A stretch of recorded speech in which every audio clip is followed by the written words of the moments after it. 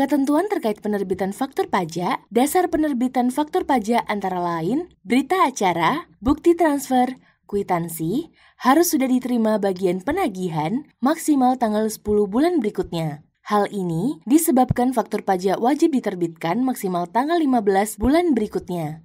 Terdapat 2 skema penerbitan faktur pajak di PKT. Pertama, jika kondisi user atau unit kerja mendapat akses untuk membuat sales order, pertama-tama, user bertransaksi atau menerima pembayaran dari customer, selanjutnya user membuat SO dan menyerahkan dokumen ke penagihan untuk dibuatkan dokumen tagihan. Selanjutnya, bagian penagihan melakukan penerbitan tagihan. Selanjutnya, bagian pajak menerbitkan faktur pajak pada setiap dokumen tagihan yang terbit. Selanjutnya, faktur pajak dan dokumen tagihan didistribusikan ke pelanggan atau user. Kedua, jika pelanggan melakukan pembayaran uang muka terlebih dahulu sebelum adanya transaksi. Pertama-tama, uang diterima atas transaksi oleh user. Selanjutnya, user membuat rekap penjualan dan disampaikan ke Departemen Pajak dan Pembendaharaan. Selanjutnya, bagian pajak membuat faktur pajak manual. Selanjutnya, faktur pajak didistribusikan ke pelanggan atau user. Selanjutnya, pembahasan mengenai PPh. Apa itu PPh? Pajak penghasilan atau PPh adalah pajak yang dipotong dari penghasilan yang diterima oleh penerima penghasilan. PPh dipotong pada saat pembayaran. Berikut jenis PPh. Transaksi berupa transaksi jasa konstruksi seperti EPC akan dikenakan tarif PPh pasal 4 ayat 2. Tarifnya mengikuti status vendor.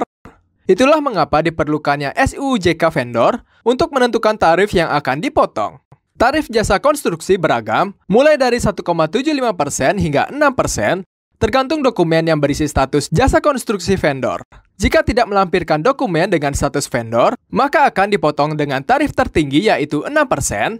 Khusus transaksi sewa tanah dan bangunan akan dikenakan tarif 10%. Sedangkan transaksi penyewaan kapal laut dan kapal udara atau pesawat akan dikenakan PPh pasal 15 dengan tarif 1,2% untuk sewa kapal laut dan 1,8% untuk sewa pesawat. Dokumen yang diperlukan untuk sewa kapal laut adalah Surat Izin Usaha Pelayaran Laut atau SIUPAL. Jika tagihan tidak melampirkan SIUPAL, maka vendor akan dipotong PPh pasal 23. Sedangkan PPh pasal 21 atas penghasilan karyawan ditanggung oleh PKT. Kecuali untuk pajak bonus tahunan akan menjadi tanggungan karyawan. Karyawan wajib melaporkan SPT 1721 tahunan orang pribadi maksimal tanggal 31 Maret tahun berikutnya. Karyawan wajib melaporkan harta penghasilan dengan sebenar-benarnya. Segala denda yang terjadi karena kesalahan atau keterlambatan pengisian SPT akan menjadi tanggung jawab pribadi karyawan sepenuhnya.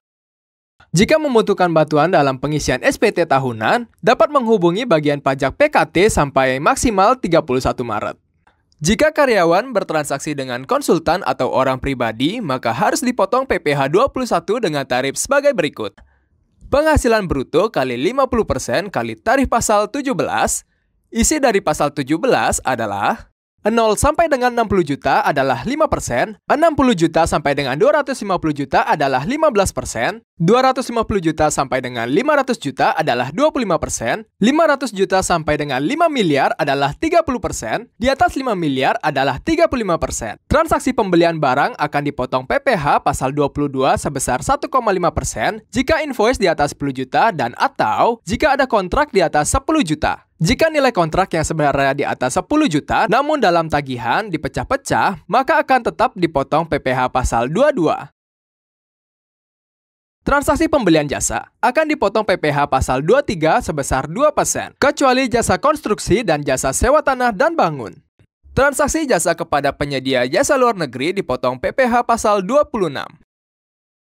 Vendor harus melampirkan COR atau Certificate of Resident dan form DGT atau form Directorate General of Tax dalam tagihan, sehingga PKT dapat mengenakan tarif sesuai ketentuan dalam Tax Treaty atau Perjanjian Penghindaran Pajak Berganda atau P3B. Jika vendor tidak memiliki form DGT dan COR, maka akan dipotong PPh 26 dengan tarif tertinggi yaitu 20%.